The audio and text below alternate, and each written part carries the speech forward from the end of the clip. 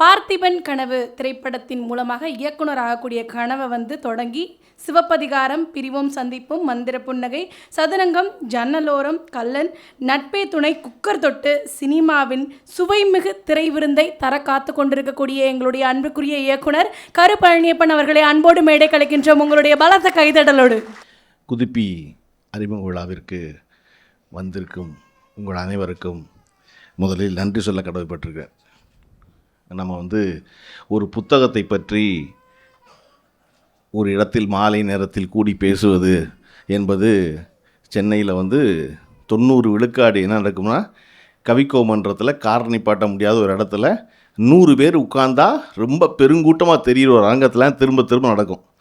நான் ஒவ்வொரு தடவையும் யுகபாரதியில் சொல்லுவேன், யுகபாரதி உங்கள் புத்தகம் நல்லா விற்கிது, பாடல் ஆசிரியராக நீங்கள் எவ்வளோ சம்பாதிக்கிறீங்களோ அதை விட அதிகமாக இன்றைக்கி பதிப்பு நடத்தி சம்பாதிக்கிற ஆள் நீங்கள் ஒரு ஆள்.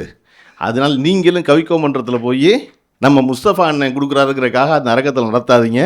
முஸ்தபா அண்ணனுக்கு நம்ம நன்றியை வேறு வழியில் செலுத்திக்கலாம், ஒரு பெரிய இடத்துல நடத்துங்க அப்படி சொல்லுவார். இல்லை அதெல்லாம் நடத்தலாம் தான், நம்மளுக்கு வருவாங்க, இருந்தாலும் வராமல் போயிட்டா அப்படிம்பாரு.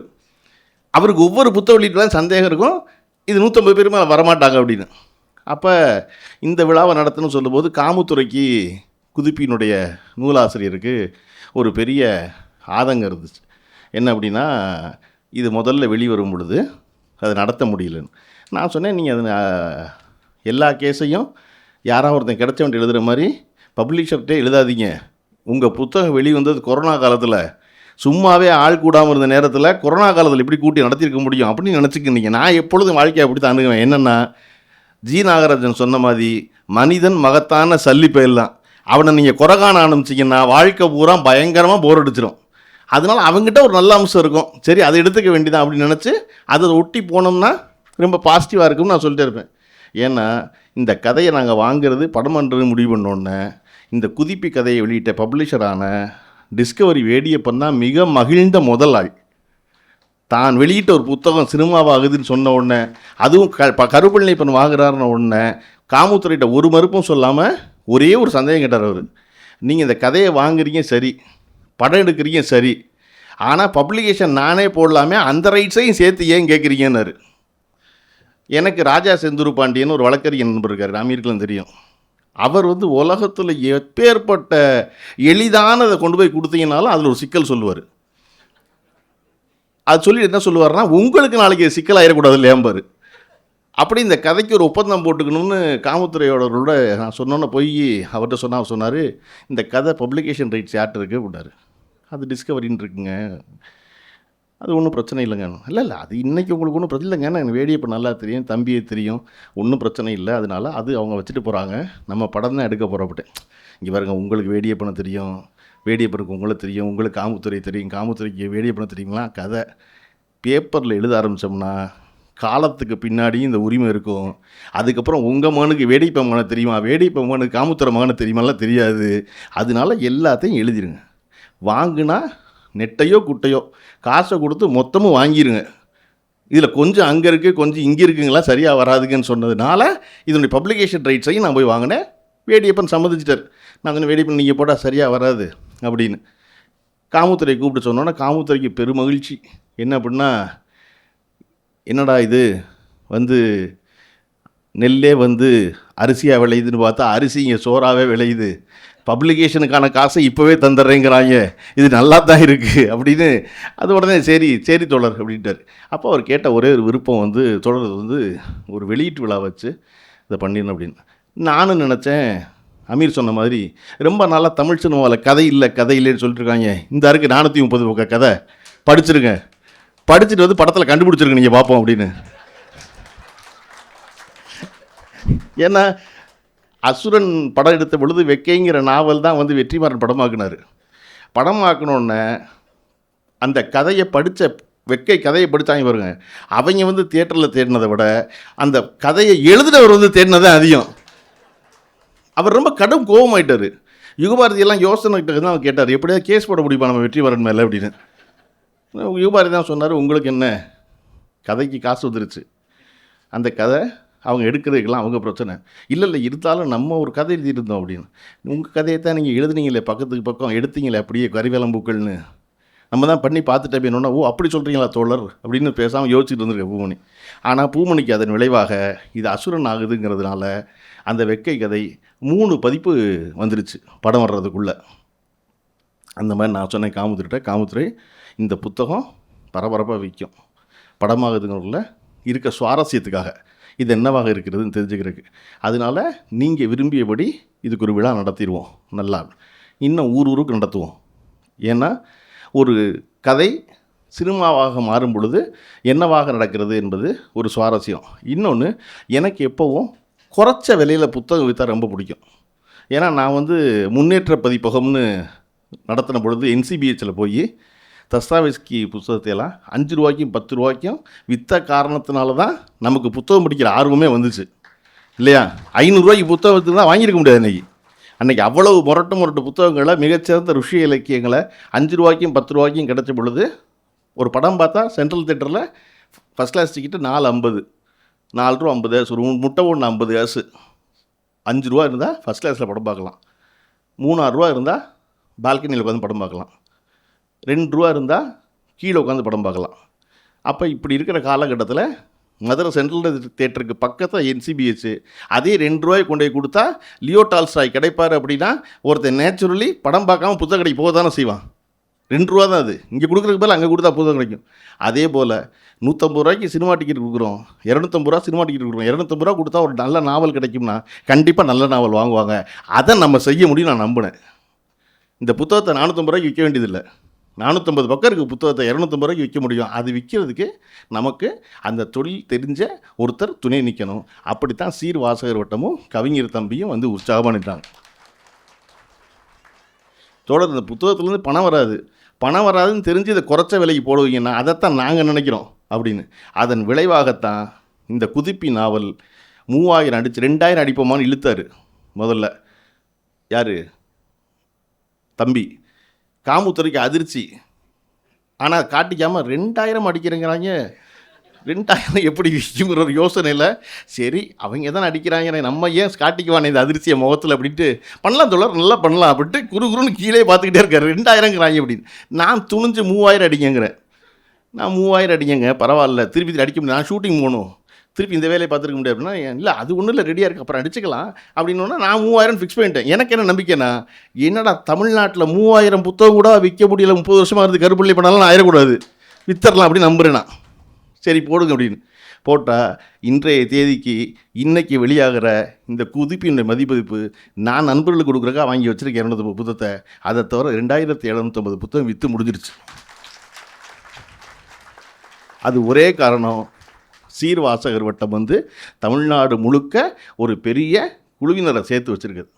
கிட்டத்தட்ட 110 மையங்கள் வச்சுருக்கதான் காரணம்.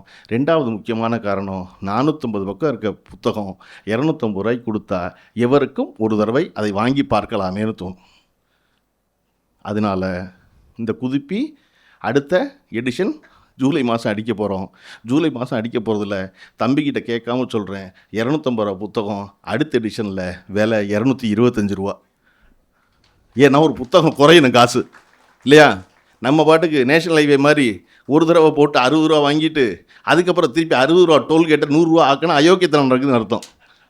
ஏன்னா போய் 60 ரூபா தான் வாங்கினீங்க, அப்புறம் மெயின்டெனன்ஸ் பண்ணால் 30 ரூபா தானே வாங்கணும், அதுக்கடுத்து 5 வருஷம் கழிச்சு 15 ரூபா தான் வாங்கணும், திருப்பி அந்த காசை கூட்டி வாங்குவீங்கன்னா கொள்ளையடிக்கிறீங்கன்னு அர்த்தம். அந்த மாதிரி ஒரு புத்தகம் தொடர்ந்து குறைச்சி வைக்கிறது. இந்த புத்தகம் படமாக போகும் பொழுது அப்படின்னு எனக்கு யாரிடமும் போய் கேட்க வேண்டாம்னு நினச்சேன். நான் ஏன் கேட்க வேண்டாம்னு நினச்சேன் அப்படின்னா, அமீர் அவர்கள் சொன்னது போல் இந்த படம் என்ன யார் கேட்கணும்னா பெரிய ஹீரோக்கள்கிட்ட எவர் வீட்டை நிற்க வேணாம். எனக்கு இந்த படத்தை எடுக்கிறதுக்கு எனக்கு மிகச்சிறந்த நண்பர்கள் 3 பேர் இந்த அரங்கத்தில் இருக்கவங்க.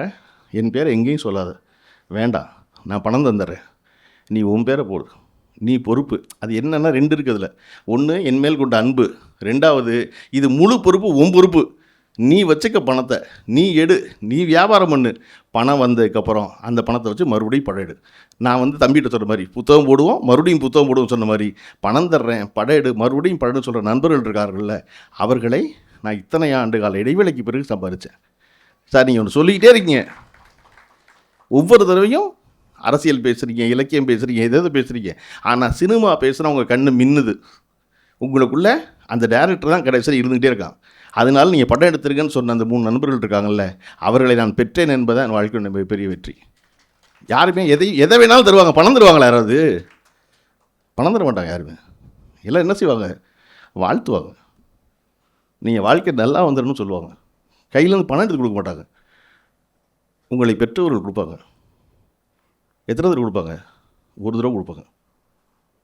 எப்பொழுதும் நீங்கள் பார்த்தீங்கன்னா வியாபார குடும்பங்களில் பிள்ளைக்கு பணம் கொடுப்பாங்க. புள்ள தோற்று போயிட்டா என்ன செய்வாங்க? தான் செய்கிற வியாபாரத்தில் அவனை வேலைக்காரனாக சேர்த்துக்குவாங்க, சம்பள ஆளாக சேர்த்துக்குவாங்க. எப்படி குரங்கு ஒரு கொப்பு விட்டு கொப்பு தாவும்போது கீழே விழுகும் குரங்கு, கீழே விழுந்தோன்னே மேலேருந்து தாய் குரங்கு ஆர்வமாக விழுந்த குரங்கை பார்க்கும். நீங்கள் குரங்கு எப்போவுமே சுவாரஸ்யம் இல்லையா? மனிதனுக்கு வாழ்நாள் பூரா உழைக்கின்ற எரும மாடை நம்ம ஒரு தடவை கூட திரும்பி பார்க்க மாட்டோம். நமக்கு ஒரு பயிர் மற்ற குரங்கை எப்போ பார்த்தாலும் திரும்பி பார்ப்போம். ஏன்னா இந்த குரங்கு இப்போ என்ன செய்ய போகும் தெரியாது இல்லையா? அப்படி விழுத்த குரங்கை தாய் குரங்கு ஆர்வமாக பார்க்கும். ஏன் பார்க்கும்னா, அது கிளை விட்டு கிளை தாவும் போது கையில் ஒரு சின்ன சிப்பியாவது வச்சுக்கிட்டு கீழே விழுகுனது. கையில் ஒன்றுமே இல்லாமல் திறந்த கையோடு விழுந்த குரங்கை தாய் குரங்கு கூட்டத்தில் சேர்த்துக்காது. ஏன்னா இவன் துப்பு கட்டவன், இவன் உன்னை பிடிக்க பற்றி கீழே விழுகலை, பிடிக்க தெரியாமல் கீழே விழுந்திருக்கான்னு. அந்த ஜீன் தான் கடைசி வரையும் தொடருது. அப்படி இருக்க காலகட்டத்தில் நான் பணம் தர்றேன், நீ படட்டுன்னு வந்த நண்பர்கள் எப்படி அமைகிறார்கள் அப்படின்னு யோசிச்சா, சங்கீதா மேடம் வேறு பேசும்போது 30 வருஷம் முன்னாடிங்கிறாங்க. அதை மட்டும் சொல்லிடக்கூடாதுன்னு நினச்சேன்னா. ஏன்னா என்னை பார்த்தா 30 வருஷம் முன்னாடி தெரியல, அவர்களை பார்த்தாலும் தெரியல. தெரியாத போது நான் அவர்களை முதல்ல சொல்லி 97 அதை வச்சு அவங்க சொல்கிறாங்க. அப்படி நான் உதவி இயக்குனராக இருந்து அதன் பிறகு இயக்குனராகி நம்மளே சொல்லிக்கணும் சொன்னாங்க இல்லையா? என்னுடைய இயக்குனர்கிட்டருந்து நான் உதவி இயக்குனராக இல்லைங்க, நான் போகிறேங்க, படம் பண்ண போகிறேன் அப்படின்னு சொன்ன பொழுது என்னுடைய இயக்குனர் 3 பேர்கிட்ட நான் வேலை பார்த்தேன். இயக்குனர் பார்த்திபன், இயக்குனர் தரணி, இயக்குனர் எழிலும் தரணியும் முடிவு பண்ணிட்டாங்க. சரி சொல்ல கேட்க மாட்டான்ட்டு. பார்த்திபன் சார் மட்டும் என்னை திரும்ப திரும்ப சொல்கிறாரு, வெளியே என்ன பண்ணுவீங்க அப்படின்னு. ஏன்னா என்கிட்ட கதை இல்லைன்னு எல்லாருக்குமே தெரியும். ஆனால் நான் டேரக்டராகவேங்கிறேன். நான் என்ன நம்புகிறேன், டேரக்டருக்கும் கதைக்கும் சம்மந்தம் இல்லைன்னு நினைக்கிறேன். டைரக்ஷன் வேறு, கதை வேறு அப்படின்னு 2ஐயும் போட்டு குழப்பிக்கக்கூடாது. இது ஒரு கதையை திரையில் சொல்லுவதான் டைரக்ஷனு, அதனால கதை அப்புறம் பார்த்துக்கலாம் அப்படின்னு. இப்போவுமே நான் மகிழ்கிறது எதுக்குன்னா, இருக்கிற எல்லா இயக்குநர்களும் கதை சொல்கிறது எல்லாருக்கும் சொல்கிறேன், ஆர்வமாக சொல்கிறேன். சுப்பிரமணிய சிவா சொன்ன மாதிரி 4ஓ 5ஓ தான் கதாசிரியர்களிடம் கதை வாங்கியிருக்கிறோம். மற்ற எல்லாமே சினிமாவில் கதாசிரியரை கூட்டி கொண்டு வசனம் எழுத வைக்கிறோம். வசனம் எழுத வராதனால தான் அவன் கதை எழுத போயிருக்கான். வசனம் எழுத வந்தால் அவன் கதை எழுத போகிறான், அவன் நாவலுக்கு போகிறான். இந்த கதையில் ஆமுத்திரை ஒன்று எழுதுகிறாரு, ஓடோடி வந்த காற்று தன்னை ஆசுவாசப்படுத்தி கொண்டு அமைதியாகி அவனை தழுவி கொண்டதுன்னு. புயல் மாதிரி அடிச்சுக்கிட்டு இருச்சான் காற்று. ரொம்ப தூரம் ஓடி வந்துட்டோமேங்கிறதுக்காக மெதுவாக நின்று அவனை தழுவுது தென்றலாகி.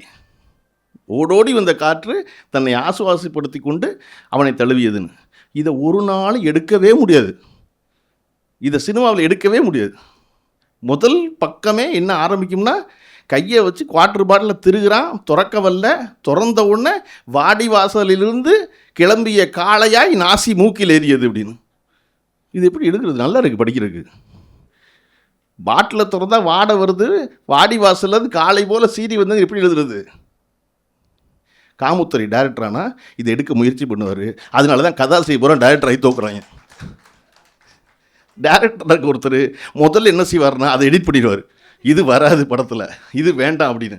நாங்கள் டிஸ்கஷனில் உட்காந்துருக்கும் போது காமுத்தர் இப்படியே யோசிச்சுக்கிட்டே இருப்பார். நாங்கள் பண்ண தப்பு அவர் டிஸ்கஷன் கூப்பிட்டுறக்கூடாது, ஓகேவா? நமக்கு என்ன தேனியில் இருக்காரு, அடுத்த வீதியில் உட்காந்துருக்காரு, நம்ம இங்கே உட்காந்து கதை பேசிக்கிட்டு இருக்கோம் அப்படின்னு. அவர் இப்படி குறுன்னு பார்த்துட்டு டிஸ்கஷன் முடிஞ்சு மத்தியான நேரத்தில் சாப்பிட்ற கிளம்புவோம்ல, அசிஸ்டன்ஸ்லாம் வெளியே போனோன்னே மெதுவாக என்கிட்ட, ஏன் தோழர் இதெல்லாம் இல்லையே தோழர் கதையில் நான் சரி அப்படிம்பேன். அவனொன்னே அதெல்லாம் வச்சு அப்படிப்பேன். இல்லை அது பார்த்துக்குங்க அப்படின்னாரு. ஏன்னா அவர் எவ்வளவு நல்லவர்னா, காளி வெங்கட்டுடைய அந்த போசிங் இல்லை நினைக்கிறேன், ஒரு இட்லி சட்டி உள்ள இட்லியை வச்சுட்டு சின்னதாக இருக்குது, அதை எடுத்துகிட்டு டைட்டில் என்னன்னு கேட்டால் குக்கர் நான் சொல்கிறேன். இப்படி யோசிச்சுட்டு காமுத்துறை, ஏன்ற தோழர் இட்லி சட்டியை வச்சுட்டு குக்கருக்கிறமே தப்பாக இருக்காதா அப்படின்னாரு. நான் சொன்னேன், இந்த ஆள் ஏன் தேனியை விட்டு தாண்டவே இல்லைன்னு எனக்கு அப்போ தான் புரிஞ்சுச்சு. என்ன சொல்கிறீங்கன்னு. அதை விட ஹைலைட், நாங்கள் ஒரு வீடு பார்த்தோம், ரொம்ப நல்லா இருக்குன்னு. அந்த வீடை ஷூட்டிங் கேளுங்கன்னு இவர் அனுப்புகிறேன். நான் ஏன் பண்ண வேலை இவர் அனுப்பிச்சிடக்கூடாது. இவர் போய் பார்த்துட்டு வந்துட்டு, நான் அவங்கள காலி பண்ண சொல்லுங்கிறேன், வீட்டை விட்டு காலி பண்ணி சொல்லுங்கள், 2 மாதம் வாடகை கொடுத்துருவோம், நமக்கு ஷூட் பண்ணணும் அப்படின்னா இவர் பேச்சுவார்த்தை நடத்தி வந்துட்டு போகிறாரு. ஒரு 10 நாள் கழிச்சு மெது வாங்கிட்டு வந்து, அவங்க வந்து வீட்டில் இருக்கவங்கள காலி பண்ண சொன்னால் தப்பாக இருக்காதா தொடர்னாரு. சரி என்ன செய்வோம்னு, அவங்க அப்படி இருக்கட்டும், நம்ம எடுத்துக்குவோம் அப்படின்னாரு. அவங்க இருக்கட்டும்னா அப்படின்னு, அது வீடே 20க்கு 20. அந்த வீட்டுக்குள்ளே பீரோ இருக்குது, எல்லாம் இருக்குது, அழுக்கு மூட்டை இருக்குது, அந்த அம்மா உட்காந்துருக்கு, ஒரு சோஃபா கிடக்கு, எல்லாம் கிடக்கு. அவங்கெல்லாம் வெளியே வந்துடுவாங்களாம். உள்ளே கொண்டு போய் காலி விக்கெட் சங்கீதா எல்லாரையும் வச்சு படம் எடுத்துடணுமா. நான் சொன்னேன், கேமரா எங்கே வைக்கிறது காமுத்துறைன்னு. ஓ அது வைக்கணுமோ அப்படின்னாரு. அவ்வளோதான் காமுத்துறைக்கு தெரியும். காமுத்துறைக்கு வந்து என்னென்னா, நான் வந்து மாறி மாறி இந்த வேலைகளை பார்க்கும் பொழுது மெதுவாக இல்லை நான் சொல்கிறேன், அது வராதுன்னு தெரியும் எனக்கு, இருந்தாலும் சொல்கிறேன்னு ஆரம்பிப்பார். அப்படி இந்த படத்தை பேசி எல்லா வேலையும் டைரக்டரை போய்க்குவோம். என்கிட்ட கதை இல்லை அப்படின்னு என்னுடைய இயக்குநருக்கு தெரிஞ்ச பொழுது பார்த்திபன் அவர்கள் மட்டும் என்ன சொன்னாங்க, உன்கிட்ட கதை இல்லையே, நீ வெளியே போய் என்ன செய்வ? இல்லை நான் வெளியே போகிறேன், போனால் தான் எனக்கு படம் கிடைக்கும். அவங்க சொன்னார், அதுவரை இங்கே இருந்து மாதம் நான் பணம் தர்றேன், நீ போய் ட்ரை பண்ணு, வெளியே கிடைக்கிட்டு படம் கிடைக்கு போ அப்படின்னார். நான் விட மாட்டேங்கிறார். அப்படி யோசிச்சு நான் சொன்னேன், சார் நீங்கள் எல்லா இடத்துக்கும் என்னை கூப்பிட்டு போகிறீங்க, எல்லா இடத்துலையும் கூப்பிட்டு போய் என்னை என்னன்னு சொல்லுவீங்க அப்படி கேட்டு. கருப்பள்ளி பெண்ணு சொல்லுவேன். கருப்பள்ளி பெண் யாருன்னு சொல்லுவீங்க, என் ஆக்சிடென்ட்னு சொல்லுவீங்க. உள்ளே இப்படி கூப்பிட்டு போவார். எனக்கு சிவாஜி கணேசனில் தொடங்கி ரஜினிகாந்த் வீடு வரைக்கும் எல்லா இடத்துக்கும் அழைத்து கொண்டு சென்றவர் அவர் தான். எல்லா இடத்துக்கு போனோன்னே இது கருப்பள்ளி பெண் ஆக்சிடென்ட் பாரு அப்படின்னு பேசியிருக்கேன். இப்படி கருப்பள்ளி பெண் ஆக்சிடென்ட் நான் சொல்லுவேன் அப்படின்னாரு. யார் சார் என்னை டேரக்டர்னு சொல்லுவான்னு என்னை ஒருத்தர் சொல்லணும்ல, கருப்பள்ளி பெண் டேரக்டர்னு சொல்லணும். யார் சார் சொல்லுவா அப்படின்னாரு. யார் சொல்லுவா அப்படின்னாரு அவர். நான் தான் சார் சொல்லுவேன் அப்படி எந்திரிச்சு, நான் கருப்பள்ளி பெண் சார் டேரக்டர் சார்னு. அவர் உட்கார்ந்துருந்தவர் பார்த்துட்டு வாழ்த்துக்கள் போயிட்டு வாங்கன்னாரு. அப்படி வெளியே வந்ததுனால தான் நான் டைரக்டர் ஆனேன். நான் எப்பொழுதும் இந்த குரங்கு கதை சொன்னேன் இல்லையா, அந்த குரங்கு கதைலாம் ஏன் உங்களுக்கு சுவாரஸ்யமாக, குரங்கில் 2 வகை தான். ஒன்று இங்கேருந்து இங்கே தொங்கி பற்றி இதை விடும் இந்த கொப்பை. இன்னொரு குரங்கு என்ன செய்யும்னா, இங்கேருந்து தவ்வி இதை விட்டு போய் பற்றும். பற்றி விடுதல் ஒன்று, விட்டு பற்றுதல் ஒன்று. நமக்கு வாழ்க்கை எது சுவாரஸ்யமானது?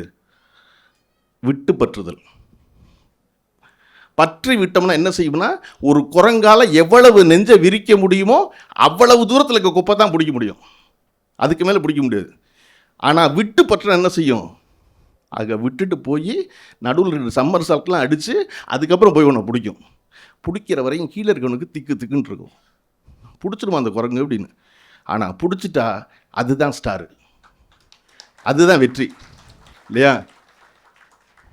அப்போ இதை விட்டு அதை பிடிக்கணும். அப்படின்னு என்ன செய்யணும், அமீரை தக்காளி வெட்ட கூப்பிடக்கூடாது, காளி விக்கெட்.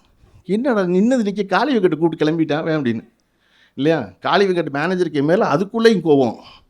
என்னடா படம் ஆரம்பிக்கிறாங்க, டேட்டே சொல்ல மாட்டேங்கிறாங்க, எத்தனை எடுப்பாங்க சொல்ல மாட்டேங்கிறாங்க, அசிஸ்டன்ட் பேட்டா எவ்வளோன்னு கேட்டால் சொல்ல மாட்டேங்கிறாங்க. ஹைலைட் என்னென்னா, முந்தா நாள் அவர் அசிஸ்டன்ட் மேனேஜர் என் அசிஸ்டண்ட்டுக்கு ஃபோன் பண்ணி, அண்ணனுக்கு ஆகஸ்ட்டில் வந்து ஒரு படம் இருக்குது அப்படின்னு. இப்போவே அவர் மேனேஜர். நான் சொன்னேன், ஆகஸ்ட்டில் படம் வந்து என்ன சினிமா? அதான் எப்போன்னு கேட்டாங்க. ஒன்று செய்ய சொல்லு, ஆகஸ்ட்டில் போய் அந்த படத்தை முடிச்சுட்டு வரட்டும், அப்புறம் எடுத்துக்கணும் அப்படின்னு. ஏன்னா இன்றைக்கி சினிமா எடுத்து முடிச்சுட்டு 3 மாதம் கையில் வச்சுக்க போகிறோம். அதுக்கு பதிலாக முதல்ல 3 மாதம் சும்மா இருந்துட்டு அப்புறம் போய் ஷூட்டிங் போக வேண்டியதானே. இப்போ என்ன கட்டாயம், இப்போ அவசரமாக போய். அப்போ இந்த படம் என்பது, அப்போ காலி விக்கெட் அவசரமாக என்னை பார்த்து சொன்னார், அட அவங்க ஏதாவது பேசிக்கிட்டே இருப்பானே, அதை விடுங்கண்ணே நீங்கள், அதெல்லாம் நான் சொல்லிக்கிறேனே அப்படின்னு. இப்போ வரைக்கும் அந்த மேனேஜரை நான் பார்க்கல. காலி விக்கெட்டையே வெற்றிகரமான நடிகர்னா யார்கிட்ட மேனேஜரை கொண்டு விடணும், யார்கிட்ட மேனேஜரை விடக்கூடாதுங்கிற சூட்சமாக தெரிஞ்சவர் காலி விக்கெட். இன்றைக்கி அந்த மேனேஜரை பார்க்கல. அவனை என்ன சொல்லுவார்னா, தம்பி நீ பேசாத, நான் பேசிக்கிறது, அந்த படம் ஒன்று செய்யும், அது என்ன செய்யும் எனக்கு தெரியும்னார். அப்படித்தான் நான் வந்து ஜஸ்டின்கிட்ட போனேன். எனக்கு ஜஸ்டினை பேசும் பொழுது யூபாதி வார்த்தை சொன்னார், ஏஆர் ரஹ்மானோ இளையராஜாவோ இல்லை, தம்பி வந்து நமக்கு தெரிஞ்ச தம்பி தான் ஒத்துக்குவான்னு. ஒத்துக்கவே மாட்டான். இந்த தடவை சிவப்பு பேனா அவன் கையில் இருக்குது, எங்கிட்ட இருந்த சிவப்பு பேனா அவன் கையில் இருக்குது. அவன் தம்பி எனக்கு அவன் தம்பிக்கிட்ட ரொம்ப பிடிச்சது என்ன விஷயம் படுற அவர்கிட்ட நான் ரொம்ப மகிழ்ந்தது, இளையராஜாவுக்கு பிறகு காலையில் 6:45 மணிக்கு ஸ்டுடியோவில் பார்க்குற ஒரே இசையமைப்பாளர் நான் ஜஸ்டி பிரபாகரன் தான். அது ரொம்ப முக்கியமான பண்புல. ஒரு மனுஷன் எங்கே இருக்கான்னு தெரியணும் இல்லையா. இங்கே போனால் இத்தனை மணிக்கு இங்கே இருப்பாருன்னு தெரியும் வேலை செய்கிறதுக்கு. அவரை பார்க்க முடியும். ஒருவேளை ஒரு நாள் ஃபோனே வேலை செய்யலை, ஒன்றுமே நடக்கலை அப்படின்னா கால்நடையாக போனோம்னா ஒருத்தர் இருக்கணும்ல. எல்லா நாளும் காலையில் 6:45 மணிக்கு தன்னுடைய ஸ்டுடியோவுக்கு வந்து ஒரு வேலை செய்கிற ஒரு இசையப்படம் என்பதற்காகவே ஒரே காரணத்துக்காக தான் இசையப்படம் நான் போனேன். ஒருத்தர் இருப்பாங்க காலையில் வேலை செஞ்சுக்கிட்டு இருப்பார்ப்பான்னு சொன்னாங்க இல்லையா. ஒருத்தர் எனக்கு வந்து ஃபோன் எடுக்க மாட்டார், எங்கே இருப்பார் தெரியாது, ராத்திரி 12 மணிக்கு வர சொல்லுவார் அப்படின்னா அவங்க எல்லாம் உடனே டெலிட் பண்ணிடுவேன் நான் ஃபோன்லேருந்து. இவங்க சரியாக வர மாட்டேன். ஏன்னா நான் சீக்கிரம் 9 மணிக்கு தூங்கி காலையில் 4:30க்கு எந்திரிக்கிறவன் இல்லையா. அமீர் 4:30க்கு தூங்க போய் காலையில் 11 மணிக்கு எந்திரிக்கிறவர். நாங்கள்லாம் நட்போடுக்கணும் இப்படி இருக்கும் பார்த்துக்குங்க. அப்போ இதை போல் ஒரு வேலைகள் நடந்து கொண்டே இருக்கிற பொழுது, இப்படி ஒரு தயாரிப்பாளர் வந்த பொழுது இதெல்லாம் ஏன் நடக்குது? விடாத நட்போடு விடாத நான் சித்ரா சார்கிட்ட சொன்னேன், சார் ஒரு நிகழ்ச்சி ஆரம்பிக்கிறேன் சார் அப்படின்னு ஒன்று. சித்ரா சார் வந்து வந்துடுறேன் அப்படின்னாரு. ஒன்றுமே சொல்லாமல் உடனே வந்துடுறேன்னாரு. எத்தனை மணிக்கு ஆரம்பிப்பீங்க அப்படின்னாரு. நான் சொன்னேன், சொல்லிவிட்டு நான் சொன்னேன் 8:30க்கு முடிச்சிடுவோம் சார் அப்படின்னு. என்ன முடிக்கிற டைம் சொல்கிறீங்கன்னாரு. நான் சொன்னேன் அது பாலச்சித்திரன் நான் கற்றுக்கிட்டது. பாலச்சித்திரன் நான் ஒரு நிகழ்ச்சி கூப்பிட்டேன் 9 மணிக்கு வரணும் சார்னு. வந்துடுறேன்டா, எத்தனை மணிக்கு போகலாம் அப்படின்னாரு. சார் போகலாம் சார் அப்படின்னா. அதான்ப்பா எத்தனை மணிக்கு போகலாம், நீ என்னை கூப்பிட்ற 9 மணிக்கு வாங்கன்னு, எத்தனை மணிக்கு நான் போகலாம் அப்படின்னாரு. சார் ஒரு 3/4 மணி நேரத்தில் போயிடலாம் சார் 9:45. அப்படியா போயிடலாமா அப்படின்னாரு. போயிடலாம் சார். அதன் காரணமாகவே நான் சரியாக 9 மணிக்கு அவர் வந்துட்டு ஆரம்பித்தேன். 9:45 அவர்கிட்ட போய் சார் நீங்கள் போகலாம் சார்னு. அந்த பழக்கத்தை அதுக்கப்புறம் 20 வருஷம் போகிற ஆள்கிட்டலாம் கேட்குறேன், ஒருத்தருமே சொல்ல மாட்டேங்கிறாங்க. எத்தனை மணிக்கு வரலாம்னு சொல்கிறாங்க, போகிற டைம் சொல்லவே மாட்டேங்கிறாங்க யாருமே. நான் அதனால் இந்த விழாவுடைய அழைப்புதல் அடிக்கும்போது மாலை 6:30 முதல் 8:30 வரை நடித்தேன். 8:30க்கு அப்புறம் இடத்த வேலையை முடிவு பண்ணிக்குவாங்களே அவங்கன்னு. அப்படி சில பண்புகளை நம்ம வச்சுக்க நினச்சனால தான் இத்தனை ஆண்டு காலமாக இவ்வளவு நெருங்கிய நண்பர்களோடு எந்த அச்சமும் இல்லாமல் 500 பேர் இருக்க ஒரு அரங்கத்தை புக் பண்ணி விழா நடத்த முடியுது. உறுதியாக வருவாங்கன்னு நம்புகிறேன், செஞ்சிட முடியும்னு நினைக்கிறேன். நான் முதல் படத்தை பண்ணும் பொழுது, இந்த கதை இல்லாமல் ஒரு படம் ஆரம்பித்த பொழுது நான் ஒரு காதலில் இருந்தேன். நானும் என் காதலியும் தொடர்ந்து பேசிக்கொண்டே இருந்தோம். ஒரு கட்டத்தில் நான் படம் பண்ணல, லேட் ஆகுது, எப்போ பண்ண போகிறோம் தெரியல, தொலைபேசியில் பேசிக்கொள்வதற்கு செய்தி இல்லாமல் ஆயிடுச்சு. திரும்ப என்ன சாப்பிட்ட, என்ன பேசின, எப்போ தூங்குனியா, இதானே. அப்போ பேசுவதற்கு செய்தி இல்லைன்னொன்னே 2 பேரும் பேசிக்க வேண்டாம்னு முடிவுக்கு வரோம். பேசுகிறதுக்கு ஒன்றும் இல்லைல்ல. நான் படம் பண்ணணும், படம் பண்ணால் அந்த காதல் தொடரும். நான் உறுதியாக இருக்கேன், படம் பண்ணாமல் பணம் சம்பாதிக்காமல் காதலிக்கக்கூடாதுன்னு. பணம் முக்கியம் இல்லைன்னு அமீர் சொன்னார். கண்டிப்பாக பணம் முக்கியம் இல்லை, ஆனால் பணம் ரொம்ப அவசியம் இல்லையா. நம்ம சில இடங்களில் இது தேவையில்லைன்னு பின்னுக்கு தள்ளுறோம், ஆனால் பணம் ரொம்ப அவசியம். அதனால் வள்ளுவர் செய்க பொருளைனார், முதல்ல பணம் சம்பாதி, அது ரொம்ப முக்கியம். அப்போ நான் சொன்னேன் படம் பண்ணி வெற்றி பெற்று தான் திருமணம் பண்ணணும். அப்போ தான் இந்த காதல் இன்னும் செழுமையாக இருக்கும். இன்னொன்று, நான் காதலிச்ச பொண்ணை கூட்டி கொண்டு வந்து மெட்ராஸில் தண்ணியில் அருகில் குடத்தை தூக்கி நிற்க வைக்கக்கூடாது நான் முடிவாக இருந்தேன் இல்லையா. அப்போ படம் பண்ணணும், நம்ம டேரக்டர் ஆகிடணும். அப்படிங்கிறதுனால ஓராண்டு காலம் பேசிக்கலை. சத்யஜோதியில் படம் கமிட் ஆகுது. கமிட் ஆனால் நடக்குமா தெரியாது. கமிட் ஆகிருக்கு, படம் நடக்குமா தள்ளி போயிட்டே இருக்குது. அவங்க வேறு 5 வருஷம் படம் எடுக்கல, தள்ளி போட்டு 6 மாத காலம் டிஸ்கஷனு. அப்புறம் யுவன் சங்கர் ராஜா இசையமைப்பாளராக முடிவாகிறாரு. சத்யஜோதி தியாகராஜன் அவர்கள் போய் இளையராஜா பிரசாத் ஸ்டுடியோவில் முதல்ல என்னுடைய பட பூஜைக்காகத்தான் ஸ்டுடியோ காலி பண்ணார். இவனை வச்சு ஒரு பூஜை நடக்க போகுது, பெரிய ஃப்ளோர் வேணுங்கிறதுக்காக. இளையராஜா சம்மதிச்சிட்டாரு. விழா வெள்ளிக்கிழமை அப்படின்னு ஒரு ஞாபகம் ஒரு நாள், ஒரு 3 நாள் முன்னாடி புதன்கிழமை எல்லா இடமும் ஃப்ளெக்ஸ் எல்லாம் வச்சு எல்லாம் கொண்டு வந்து வச்சாச்சு. விழா நடக்க போகுது, எல்லாருக்கும் சொல்லிட்டேன் நான், ஏன்னா உறுதியாக பூஜை இருக்குது. இப்போது எனக்கு ஒரு காதலி இருக்கா, பேசாமல் இருக்கேன், சிங்கப்பூரில் இருக்கா. அவளுக்கு ஃபோன் பண்ணி படம் கமிட் ஆகிட்டேன், நாளான்னைக்கு பூஜைங்கிறேன். நாளைக்கு பூஜைன்னு அடுத்த நாள் காலையில், முதல் நாள் காலையில் ஃபோன் பண்ணி சொல்கிறேன், நாளைக்கு காலைல பூஜை, முடிஞ்சா வந்துருன்னு. அடுத்த நாள் காலையில் வர முடியுவாங்க இருந்து, ஆனால் சொல்ல முடியாது, ஏன்னா படம் நடக்குமான்னு தெரியாது. இப்போ எல்லாம் உறுதியாயிருச்சு, எல்லோரும் வர்றாங்க நாளைக்கு காலையில் அப்படிங்கும்போது சொன்னான். சரி அப்படின்னு வச்சுட்டு மறுநாள் காலையில் பூஜை. என் தாய் தந்தை மதுரையிலேருந்து வந்தாங்க, நான் காதலிச்ச பொண்ணு சிங்கப்பூர்லேருந்து வந்தா. அன்னைக்கு காலையில் அன்னைக்கு தான் என்னுடைய அப்பாவும் அம்மாவும் முதல்ல என்னுடைய மனைவியை பார்த்தாங்க. அவங்களுக்கு தெரியும் காதல். அவங்க ஒரு குழப்பத்தில் இருக்காங்க, என்னடா ஒரு ப்ராஜெக்ட் வச்சுருந்தான் டைரக்ஷன், இப்போ அடுத்து இந்த ப்ராஜெக்டை வேறு வச்சுருக்கானே அப்படின்னு. அப்படி ஒரு 20 ஆண்டு காலத்துக்கு முன்னாடி நிகழ்ந்தது போலவே இந்த விழாவையும் நடத்துகிறதா வேண்டாமான்னு குழப்பத்தில் வச்சுருந்து 3 நாள் முன்னாடி குழப்பமாக ரைட்டு கன்ஃபார்மாக வச்சுருவோன்னு 7 நாள் முன்னாடி முடிவு பண்ணுறோம். ஏன்னா ஷூட்டிங் போகணும் அப்படின்னு. நான் அப்போ தான் என் மனைவிட்ட சொன்னேன், படம் பண்ண போகிறேன், இந்த படத்துடைய விழா வந்து நடக்குது, இப்போ என் பிள்ளைய சிங்கப்பூரில் படிக்குது, அதனால என் மனைவி கூட இருக்காங்க. சொன்ன உடனே ஒரு வார காலகட்டத்தில் எல்லாத்தையும் சரி பண்ணி 20 ஆண்டு காலத்துக்கு முன்னாடி இருந்த காதல் போலவே காதலோட என் மனைவி இன்றைக்கி வந்து சேர்றாள்ல, அதுதான் இந்த 20 ஆண்டு காலம் தொடர்ந்து இருப்பது.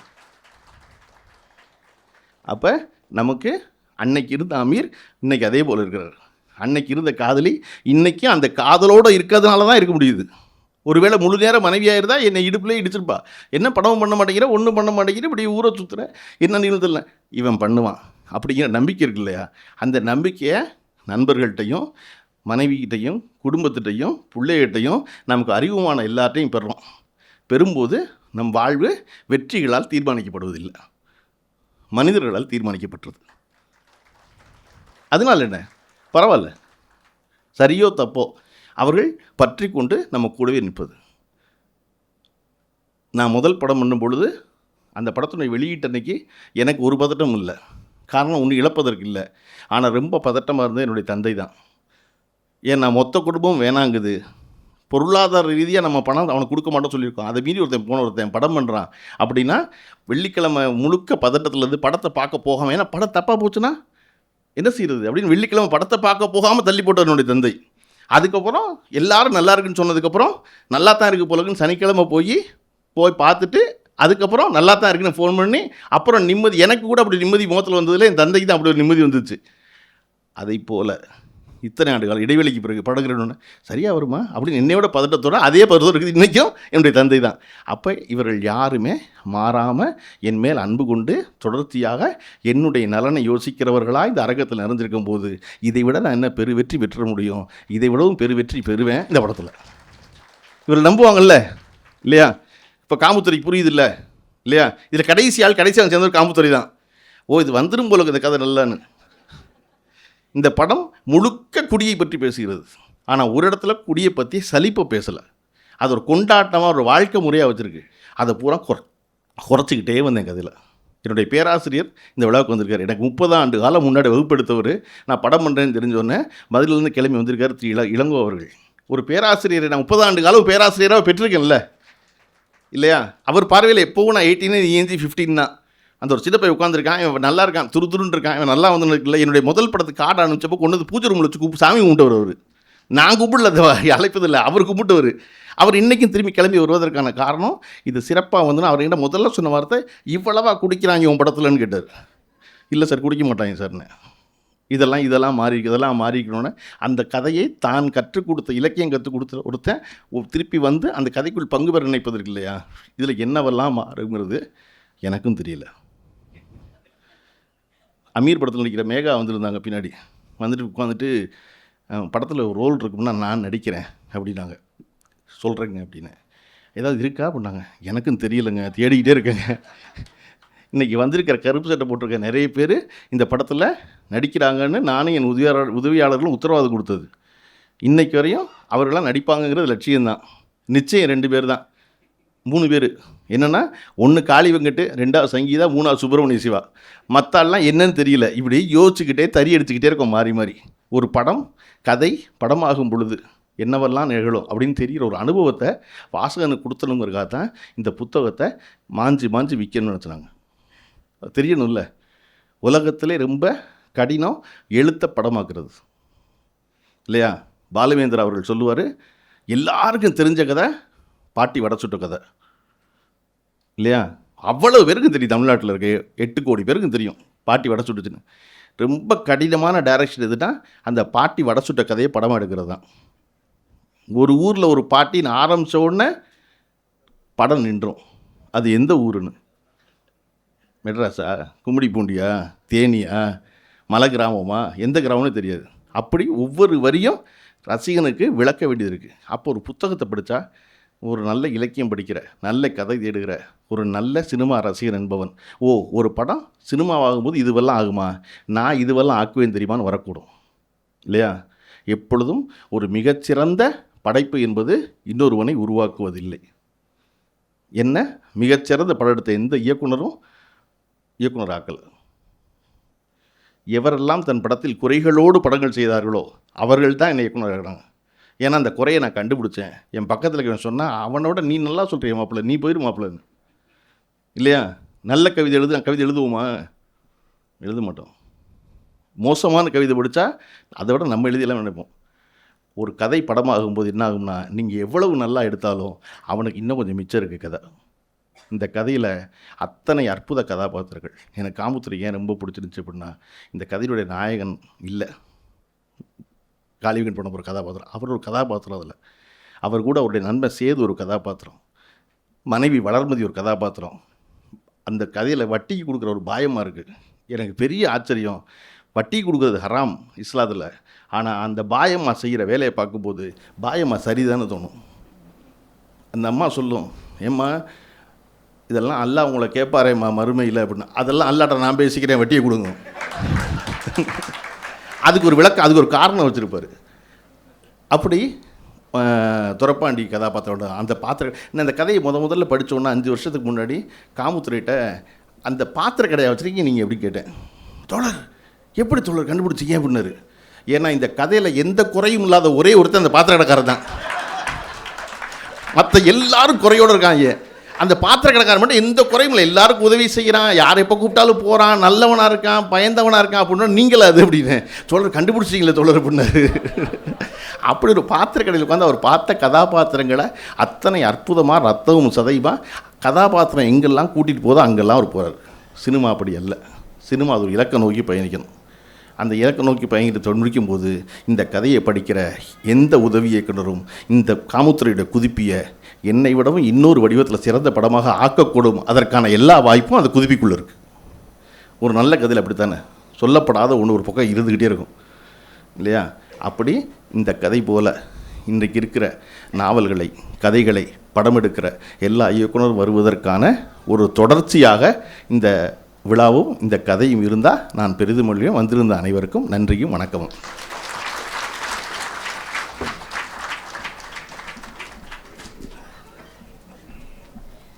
இந்த விழா ரொம்ப ஒரு மரபு சார்ந்த விழாவாக இல்லாமல், பொன்னாடை போர்த்தாமல், புத்தகம் கொடுக்காமல், பரிசு கொடுக்காமல் நடத்தின்னு நினச்சோம். ஆனால் அதை மீறி 2 பேருக்கு இந்த அரங்கத்தில் நானும் காமுத்துரையும் 2 பேருக்கு நினைவு பரிசு கொடுக்கணும்னு நினைக்கிறோம். அது என்னென்னா, இந்த புத்தகத்தை வாங்க காமுத்துரை வாங்க, இன்னொன்று 2 போதும். இந்த இது ஒன்றே முக்கியமான சொல்ல போனது, இந்த புத்தகம் எப்பொழுதும் ஒரு காரியம் செய்யும் பொழுது இந்த வேலையெல்லாம் பார்த்து ஒரு செலவு கூடிக்கிட்டே இருக்குது. கவிஞர் தம்பி மட்டும் சொல்லிகிட்டே இருக்காரு, சீர்வாசகர் தானே தம்பி வாங்க, அவர் தம்பி மட்டும் சொல்லிட்டே இருக்காரு, தோழர் நீங்கள் பாட்டுக்கு ஒரு செலவு பண்ணிக்கிட்டே இருக்காதீங்க, இதை பூரா அந்த புத்தகம் தான் சம்பாதிக்கணும் அப்படின்ட்டு இருப்பார். நான் சொன்னேன் பரவாயில்ல தோழர், பண்ணிக்கலான்ட்டு. இது ஒரு சமையல் சம்மந்தமான ஒரு புத்தகம், சமையல் சம்மந்தமாக பழகுறாங்கன்னு நம்ம அறுசுவை அரசு நடராஜன் கம்பெனியிலேருந்து ஆள் கிளம்பி நீங்கள் இப்படி ஒரு விழா நடக்குதாமே, அந்த விழாவுடைய செலவை நாங்கள் ஏற்றுக்கிற ஒரு பகுதியேன்னு அவர்களாக முன்வந்த கடை என்ன இருக்குல்ல, அந்த இடத்துல நான் நினச்சேன். தம்பிகிட்ட நான் சொன்னேன், தம்பி நம்ம ஒரு வேலை ஒழுங்காக செஞ்சு ஆரம்பித்தோம்னா எல்லோரும் சேருவார்கள். அது நம்ம போய் தேடவே வேணாம். ஒரு திருக்குறள் இருக்கும், குடி செய்வல் ஒருவருக்கு தெய்வம் மடிதற்று தான் முந்திரும்னு. ஒருத்தங்க தன் குடி நல்லா இருக்கணும்னு ஒரு வேலை செஞ்சான்னா அவனுக்கு தெய்வம் தன்னுடைய சோம்பலை விட்டு உதவி செய்யுமா. அப்படி நாங்கள் போய் கேட்காம அவர்களாக செய்வதற்கில்ல, அதை போல் அத்தனை கரங்கள் நீளும் எப்பொழுதுமே சரியான காரியம் செஞ்சால். இந்த புத்தகத்தை முதல் பதிப்பு வெளியிட்ட வேடியப்பன் வந்திருக்காரா, வாங்க, வேடியப்பன் டிஸ்கவரி, அவருக்கும் இப்போ இந்த பதிப்பை வெளியிட்டிருக்க சீர்வாசகர் வட்டம் தம்பி அவர்களும் என்றென்றும் நன்றிக்குரியவர்கள். இவர்கள் இருவரும் இல்லாட்டினா காமுத்துரையுடைய புத்தகத்தை நான் படிக்கிற வாய்ப்பு இருந்திருக்காது. அதனால் அவர்கள் இருவருக்கும் ஒரு திருக்குறள் கொடுக்கணும்னு நினச்சேன். தாங்க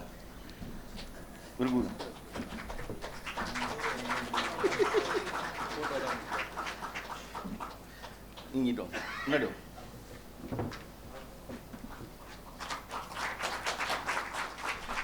இந்த திருக்குறளும் தம்பி போட்டதான். ஊரெல்லாம் 800 ரூபாய்க்கு விற்றப்போ தம்பி அந்த புத்தகத்தை 400 ரூபாய்க்கு விற்றுக்கிட்டு இருக்காரு. அதனால் இவர்கள் இருவருக்கும் நன்றி.